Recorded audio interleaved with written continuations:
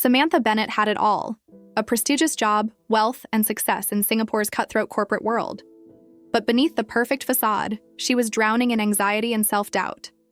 Watch as an unexpected spiritual journey transforms this people-pleasing executive into an authentic leader, challenging the very foundations of corporate culture and her own identity. The corner office on the 42nd floor of Singapore's gleaming Marina Bay Financial Center should have felt like a victory.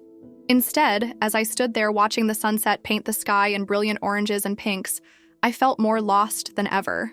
My name is Samantha Bennett, Sam to everyone who knows me. And at 34 years old, I had achieved everything society told me would bring fulfillment. A prestigious position as Regional Marketing Director for Asia Pacific, a salary that afforded me a luxury condo in one of the world's most expensive cities, and a reputation as the person who could make any client happy. That last part was both my greatest strength and the chain slowly drowning me. Growing up in a middle-class family in suburban Minneapolis, I learned early that being liked meant being safe. My parents' divorce when I was 12 had thrown me into the role of peacekeeper, constantly mediating between two households, two different sets of expectations, two worlds that never quite aligned. "You're so mature for your age," adults would say, not seeing how each compliment reinforced my belief that my worth came from making others comfortable. This pattern followed me through school, college, and into my career. Every promotion, every successful project, every glowing performance review came because I had mastered the art of being whatever others needed me to be. I could read a room like a book, anticipate needs before they were voiced, and shape myself into the perfect solution for every situation. When the opportunity came to lead our Asia-Pacific expansion, I jumped at it. New culture, new challenges, new people to please. It seemed like the perfect next step. What I didn't realize was that God would use this international move to break down every foundation I had built my life upon. The first cracks appeared 6 months into my Singapore posting. During a crucial client meeting, I found myself agreeing to impossible deadlines and budget constraints, my desperate need for approval overriding my professional judgment. The project was doomed from the start, but I couldn't bear the thought of disappointing anyone. As the weeks progressed, I barely slept, trying to deliver on promises that should never have been made. Then came the panic attacks. The first one hit during a video call with our London office. My heart started racing, the room began to spin, and I couldn't catch my breath. I managed to end the call before completely breaking down, but the incident left me shaken. For the first time in my life, my carefully constructed facade began to crumble. It was during one of these moments of crisis that I first truly prayed. Not the polite, surface-level prayers of my occasional church attendance, but a raw, desperate cry for help. Sitting on my bathroom floor at 3 a.m., mascara streaking down my face, I finally admitted what I had been running from. I had no idea who I really was beneath all the personas I had created to please others. Little did I know that this moment of complete breakdown would become the foundation for God's incredible work in my life. Singapore's Christian community was as diverse as the city-state itself. While megachurches dotted Orchard Road, small congregations like Grace's met in converted shophouses in Geylang, where the scent of durian and sounds of multiple languages created a uniquely Singaporean backdrop to worship. The city's blend of Chinese, Malay, and Indian cultures had shaped a Christian expression that was neither purely Western nor Eastern, but something beautifully its own. My first real encounter with genuine faith came through Grace, my executive assistant. Unlike me, Grace carried a quiet confidence that didn't seem to depend on others' approval. During our long evenings at the office, I noticed how she handled pressure with a peace I couldn't comprehend. "It's not really me," she said one evening when I commented on her unflappable nature. "I just start each day giving it to God and trusting His guidance." At the time, I nodded politely, filing it away as another cultural difference to navigate.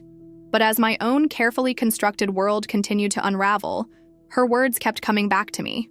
The corporate environment of our Singapore office reflected the nation's reputation for efficiency and excellence. Our meetings started precisely on time, running on Singapore time, not Asian time, as my colleagues in other countries would joke.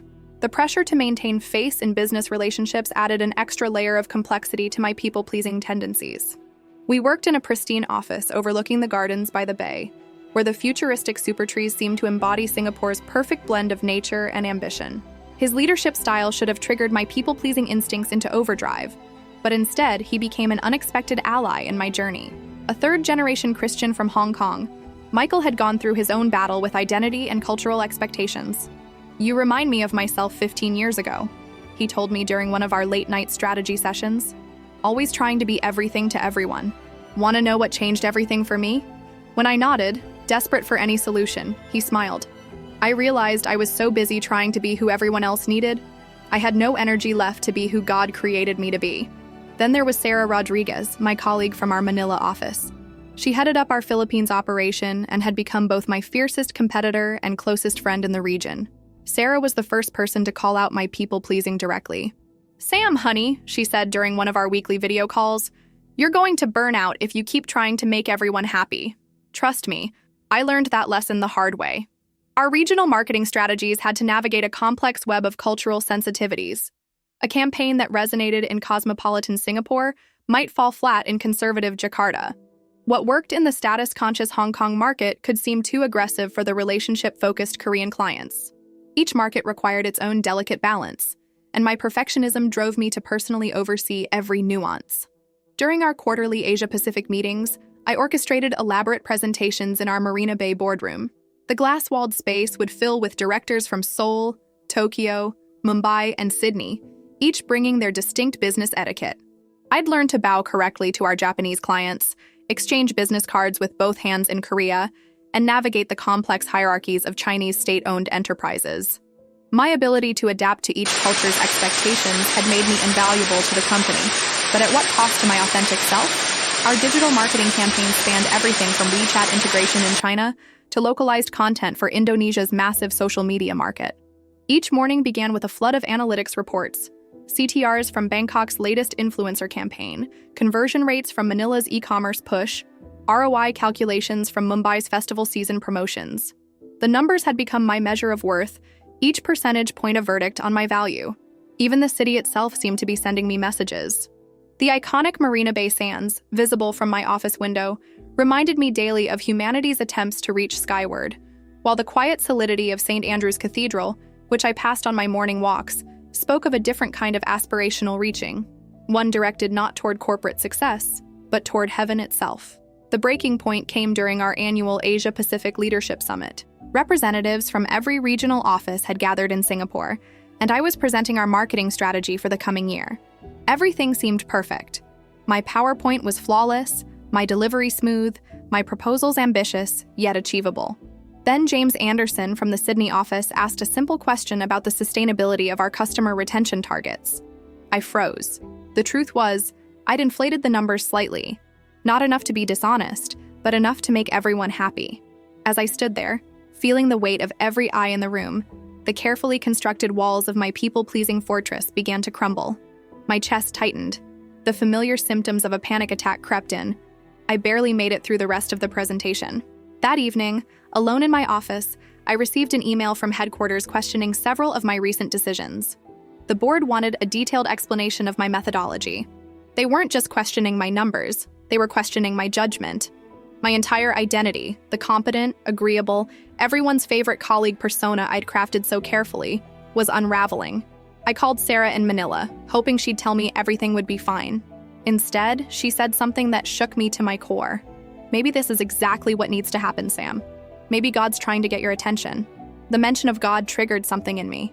Through tears, I found myself telling her about the panic attacks, the sleepless nights, the crushing weight of trying to maintain everyone's approval. Sarah listened quietly, then told me about her own journey through burnout and how she'd found healing through her church community. "You've been attending that fancy church near Orchard Road," she said, referring to the upscale congregation I'd occasionally visit to network with other executives. "But have you tried Grace's church?" Grace's church was different, a smaller congregation that met in a converted shophouse in Geylang. When she'd first invited me, I'd politely declined, thinking it wouldn't offer the professional connections I needed. Now, desperate for something, anything, real, I asked her for details about their midweek prayer service. Meanwhile, the pressure at work intensified. Michael Chen called me into his office to discuss the board's concerns. I expected a reprimand, but instead found understanding. "You know what I see, Samantha? I see someone who's spent so long trying to be perfect that she's forgotten how to be real." His words hit home, but they also terrified me. If I couldn't be perfect, what could I be? Who was I beneath all the carefully crafted personas? The thought of finding out was both liberating and paralyzing.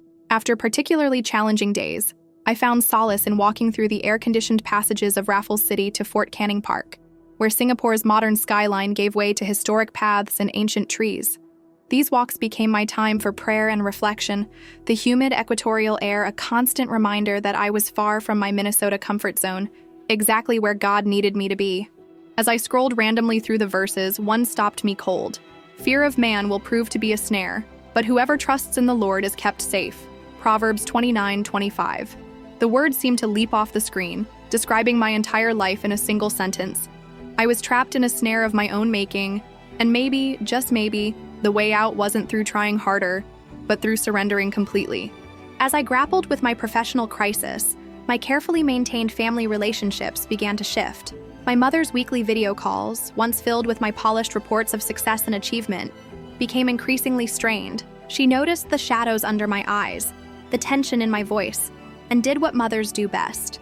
She worried. "Maybe you should come home for a while," she suggested. The thought of returning to Minneapolis as anything less than completely successful sent waves of anxiety through me. What would everyone think? The golden girl who'd gone off to conquer Asia, returning defeated? The very idea went against everything I'd spent my life trying to prove. Then there was my younger sister Jessica, who had always lived authentically despite our family's subtle disapproval. Her latest Instagram posts showed her volunteering at a homeless shelter, her natural curls wild and free, her smile genuine. "You know what's funny?" She messaged me after seeing my carefully curated LinkedIn updates. "You're living my supposed dream life, and I've never been happier serving soup to strangers." The contrast wasn't lost on me. While I was chasing global recognition, Jessica had found purpose in local impact. While I was perfecting presentations, she was perfecting her ability to listen to broken people. She had somehow escaped the approval-seeking trap that held me captive. My journey toward faith was complicated by my father's reaction. A pragmatic businessman himself, he had always taught me to rely on my own strength. When I tentatively mentioned attending Grace's church, his response was predictable. "Don't tell me you're getting religious now, Sam. You're too smart for that." His words echoed my own skepticism from just months before, making me realize how much I still sought his approval even in my attempts to break free from approval-seeking. The corporate world presented its own parallel challenges. As I began to question my people-pleasing patterns, I found myself facing decisions I'd previously avoided. A junior team member's poor performance needed to be addressed. A client's unreasonable demands required a firm no. Each situation felt like a test. Could I be both kind and truthful? Could I lead without manipulating through artificial harmony? Grace noticed the changes first. "You're different lately," she observed one morning, placing a cup of green tea on my desk. "You're more real." Coming from her, it felt like the highest compliment I'd ever received. Even my relationship with my apartment began to shift. The minimalist space I'd decorated to impress visitors felt suddenly sterile. One weekend I found myself buying plants, actual living things that needed care and couldn't be controlled perfectly. It was a small change, but somehow significant. Like the tiny seeds of faith beginning to grow in my heart, these plants required something I was just learning to give: patient trust in a process I couldn't fully control. It happened on a Wednesday evening in March during the monsoon season. The rain hammered against the windows of Grace's church, the converted shop house in Geylang feeling like a shelter from both the literal and metaphorical storms in my life. I'd been attending the midweek prayer services for a month, sitting quietly in the back, observing rather than participating. That night was different. The guest speaker was a former executive who'd left a prestigious position to run a nonprofit organization helping underprivileged children in Cambodia. As she shared her story, I recognized my own struggles in her words. "I had built my entire identity around being needed," she said, her voice carrying over the sound of rain. "But God showed me that being needed isn't the same as being loved." The words hit me with physical force. I'd spent my entire life confusing the two, thinking that if people needed me, they would love me. If I could just be indispensable enough, valuable enough, pleasant enough, then I would finally feel whole. But despite achieving everything I'd ever wanted, despite being needed by everyone from the board to my team to my family, I felt more empty than ever. As the congregation began to pray, something broke inside me. Years of carefully maintained control crumbled. I found myself sobbing. Not the elegant, acceptable tears I'd sometimes allow in professional settings, but deep, body-shaking sobs that came from a place I didn't even know existed within me. Grace appeared beside me, her hand steady on my shoulder. She didn't try to fix me or quiet me. She just prayed, her whispered words in both English and Mandarin creating a gentle backdrop to my breakdown. For the first time in my life, I didn't try to compose myself. I didn't care what anyone thought. In that moment, I was stripped of every facade. every carefully constructed persona, every mask I'd ever worn. God, I prayed, the words coming from somewhere beyond my conscious mind. I'm tired of trying to be enough. I'm tired of pretending. I don't even know who I am anymore, but you do. You created me. Please help me find myself in you. The presence I felt in that moment is hard to describe. It wasn't dramatic or spectacular. No bright lights or sudden revelations. Instead, it was like a warm blanket being wrapped around my shoulders, a deep sense of being known and loved, not for what I could do or how I could please others, but simply for who I was. The pastor, who had been quietly praying with the congregation, came to where Grace and I sat. Sometimes, he said gently, we need to let go of who we think we should be to become who God created us to be. In that moment, I understood something fundamental. God didn't want my performance. He didn't need me to manage his impression of me. He simply wanted me, the real me, the scared, uncertain, imperfect me that I'd spent so long trying to hide. As the rain continued to pour outside, I felt a peculiar sensation of both emptying and filling. Emptying of the exhausting need to please everyone, and filling with something new, Grace. Not my executive assistant Grace, though she was certainly God's instrument that night, but the Grace that accepts, transforms, and makes all things new. The changes that followed that Wednesday night weren't what I expected. I had imagined that finding God would somehow make everything easier, that my problems would magically resolve themselves. Instead, I found myself facing the challenging reality of living authentically for the first time in my life. The first test came during the next board meeting. When questioned about our Q3 projections, I did something unprecedented. I admitted uncertainty. These numbers represent our best analysis, I said, my heart pounding but my voice steady. But there are market variables we can't fully predict. I'd rather be honest about that than make promises we might not be able to keep. The silence that followed felt eternal, but Michael Chen's slight nod told me I'd made the right choice. My team noticed the changes too. During our weekly staff meeting, I openly acknowledged mistakes in our recent campaign launch instead of trying to spin them positively. I used to think leadership meant having all the answers, I told them. Now I'm learning it's about having the courage to face the questions together. To my surprise, this vulnerability didn't diminish their respect. It deepened it. My mother's reaction to my transformation was a mixture of concern and curiosity. During our weekly video calls, she noticed I was sharing more real feelings and fewer achievements. You seem different, she said, studying my face through the screen. Less polished, but somehow more peaceful. When I tried to explain about finding God, she listened with uncharacteristic silence, then shared something that stunned me. She'd been quietly attending a Bible study group herself for the past few months. Jessica's response was more direct. Finally, she texted after I shared my experience with her. I've been praying for you to find this for years. The revelation that my less successful sister had been spiritually supporting me all along humbled me deeply. My father proved to be the most challenging. I didn't raise you to be dependent on religion, he said during a tense phone call. His disappointment, which would have crushed me before, now felt like an opportunity to practice my new understanding of where my true worth came from. Sarah from the Manila office became an unexpected spiritual mentor. Welcome to the real world, she said during our next video call, her smile warm and knowing. It's messier than the fake one, but so much more beautiful. She began sharing devotional materials with me and introduced me to other Christian professionals in our regional network. Even my apartment reflected the change. The pristine, minimalist design gradually gave way to a more lived-in feel. Books replaced some of the aesthetic objects, and my growing collection of plants thrived. No longer just decorative elements, but reminders of the organic, unforced growth happening in my own life. The real work of transformation happened in the months that followed. Like a recovering addict, I had to learn to recognize my people-pleasing triggers and develop new, healthier responses. Grace introduced me to her small group Bible study, where I found myself surrounded by other professional women who understood the unique challenges of balancing faith and career in Asia's demanding business culture. It's like learning a new language, explained Michelle, a banking executive in the group. At first, you have to think about every word, but eventually it becomes natural. She was right. Gradually, I learned to translate my need for approval into opportunities for authentic connection. My growing faith began influencing my leadership style in unexpected ways. Instead of pushing my team to maintain a facade of perfection, I encouraged transparency and mutual support. We started our meetings with voluntary prayer or reflection time, a practice that initially raised eyebrows but soon became a valued tradition, even among non-Christian team members. The biggest test came when we lost a major client. In the past, I would have seen it as a personal failure and worked myself to exhaustion trying to fix it. Instead, I gathered my team for an honest discussion. Sometimes, I told them, loss is an opportunity for growth. Let's learn from this and trust that God has something better in store. The client who replaced our lost account 2 months later proved to be a much better fit for our evolving company culture. My personal ministry began developing organically. Other executives, noticing the change in me, started asking questions.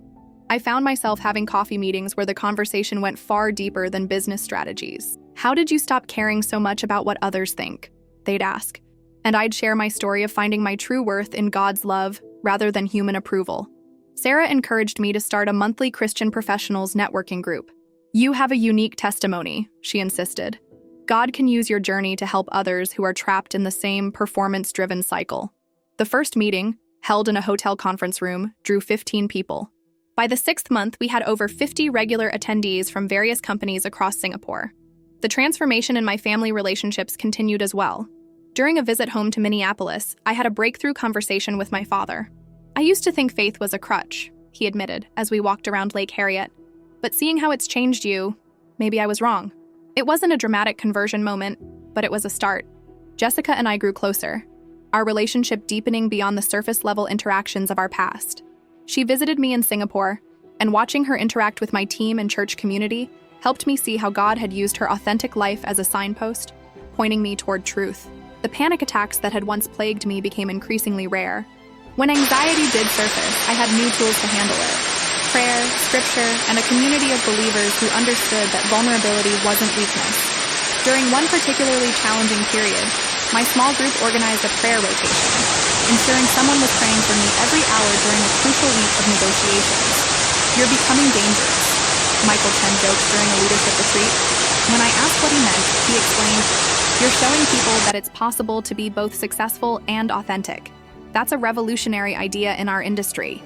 As my 3rd year in Singapore approached, the company announced a global leadership restructuring. Our Asia-Pacific region had become the company's fastest-growing market, and the board was considering establishing a new global headquarters in Singapore. The catch? They needed someone to present a comprehensive vision for the future, not just numbers and strategies, but a complete cultural transformation. In the past, this would have been my moment to shine, to prove my worth through another perfectly crafted presentation. But God had been preparing me for something different. During my prayer time one morning, a verse from Esther 4:14 caught my attention. And who knows but that you have come to your royal position for such a time as this. The parallels weren't lost on me. Like Esther, I had been placed in a position of influence. And like her, I faced a choice between playing it safe and stepping out in faith. After discussing it with my small group and seeking counsel from Michael Chen, I made a bold decision. I would present a vision for corporate culture that integrated authentic leadership, emotional well-being, and spiritual awareness, without compromising my faith or diluting the message. The preparation was intense. Grace noticed I was spending as much time in prayer as I was working on the actual presentation. My Christian professionals network rallied around me, with members sharing their own experiences of bringing faith-based principles into corporate settings. Sarah flew in from Manila specifically to help me prepare, spending long evenings helping me find the right balance between professional wisdom and spiritual truth. A week before the presentation, my father surprised me by announcing he was flying to Singapore. You've been talking about God's timing, he said over the phone. Well, my business partner's been inviting me to church, and I thought, maybe it's time I see what this is all about. His willingness to step out of his comfort zone mirrored the journey I was about to undertake. The night before the board meeting, my small group gathered in my apartment. As they prayed over me, Michelle spoke up. God isn't asking you to perform anymore, Sam. He's asking you to be a vessel. The words resonated deeply, releasing me from the last vestiges of my people-pleasing instincts. I stood at my office window that evening, watching the sunset paint the sky in familiar oranges and pinks. The same view that had once witnessed my despair now felt like a reminder of God's faithfulness. The marina waters below were calm, but I knew that, like my own journey, still waters often ran deep with purpose. The boardroom on the top floor of Marina Bay Financial Center was packed. Senior executives from London, New York, and every major Asian hub filled the space, with dozens more joining virtually. My father sat next to Grace near the back, while Michael Chen took his place at the head of the table. The stakes couldn't have been higher. This presentation would either establish Singapore as our new global headquarters or relegate it to a regional outpost. But as I stood to present, I felt an unfamiliar calm. For the first time in my career, I wasn't trying to prove my worth or earn anyone's approval. I was simply there to be faithful to what God had shown me.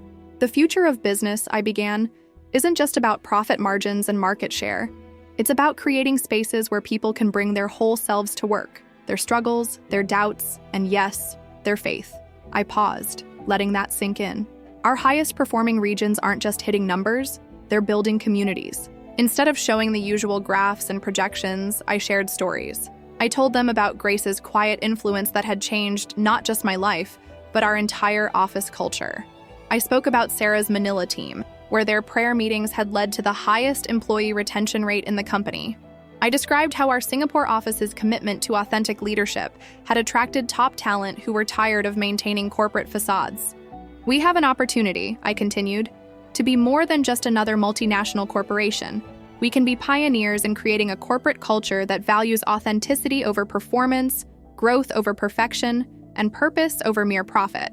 Then I did something unprecedented in a board presentation. I admitted my own brokenness. I shared how my pursuit of approval had nearly destroyed me, and how discovering my identity in something far deeper than corporate achievements had paradoxically made me a better leader. The room was silent, but I saw tears in several eyes, including my father's. When I finished speaking, the silence continued. The board chairman, a stern man known for his tough questions, removed his glasses and rubbed his eyes. "Ms. Bennett," he said finally, "in 30 years of corporate leadership, I've never heard anything quite like this." My heart stopped. And I've never been more convinced of anything in my life. What followed was extraordinary. Board members began sharing their own stories of burnout, of struggling to maintain images, of longing for something more meaningful than just quarterly results. The presentation turned into a deep discussion about purpose, authenticity, and the future of corporate culture. The decision to make Singapore our global headquarters was unanimous, but that wasn't the real miracle. The miracle was watching hardened business executives talk openly about their hopes, fears, and yes, even their faith. Michael Chen later told me that 3 board members had asked him about his church. My father made his way to me after the meeting. "I always taught you to rely on yourself," he said, his voice thick with emotion. "But watching you up there today, relying on God, that was something else entirely." He paused, then added, "I have a lot to learn." That Sunday, he attended his first church service in 40 years. Looking back now, I can see how God used my need to be liked as the very thing that would eventually lead me to Him. What I thought was my greatest weakness became the pathway to His greatest work in my life. The perfectionism that had once driven me to exhaustion has been transformed into a passion for authentic leadership that inspires others to be real about their own struggles. The Singapore office has become a model for our global organization's new culture. We still maintain high standards of excellence, but now they're rooted in something deeper than just performance metrics. Our monthly Christian Professionals Network has grown into a movement, with similar groups starting in our offices across Asia.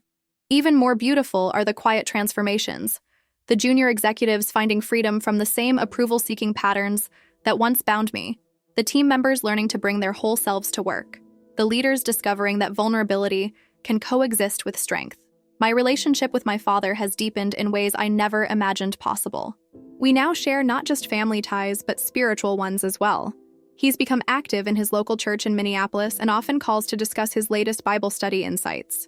Jessica and I lead a virtual sisters prayer group, supporting other women in the corporate world who are learning to find their identity in Christ rather than their achievements. The anxiety that once consumed my thoughts has transformed into a testimony of God's faithfulness, replaced by a deep peace that sustains me even through challenges. Yes, I still face pressures and difficult decisions, but I no longer face them alone or measure my worth by their outcomes. My worth is settled in Christ, unchanging regardless of performance or others' approval. Grace remains my executive assistant, but she's become so much more. A sister in Christ, a constant reminder of how God's grace often comes disguised in the everyday relationships we too easily take for granted. Her quiet faith continues to influence everyone around her, proving that sometimes the most powerful leadership isn't about position or title, but about consistent, authentic witness. As I write this, I'm preparing for our first Global Christian Business Leaders Conference in Singapore. What started as a small monthly gathering has grown into an international movement of professionals seeking to bridge the gap between faith and corporate life. My father will be one of the speakers, sharing his journey from skeptic to believer. The theme of the conference? Finding your true worth. God's sense of irony never fails to amaze me. The little girl who once desperately sought everyone's approval now helps others find their identity in the only approval that truly matters, his. But first, I had to learn that being liked wasn't the same as being loved, and that God's approval was worth more than all the accolades the world could offer. If you're struggling with addiction, questioning your faith, or wondering if God can use you, know that He can transform any life, any workplace, any situation. If this story touched your heart, don't forget to hit that subscribe button and give this video a thumbs up. Share it with someone who needs to hear this message of hope. Have your own story of transformation? Share it in the comments below. Your testimony might be exactly what someone else needs to hear today.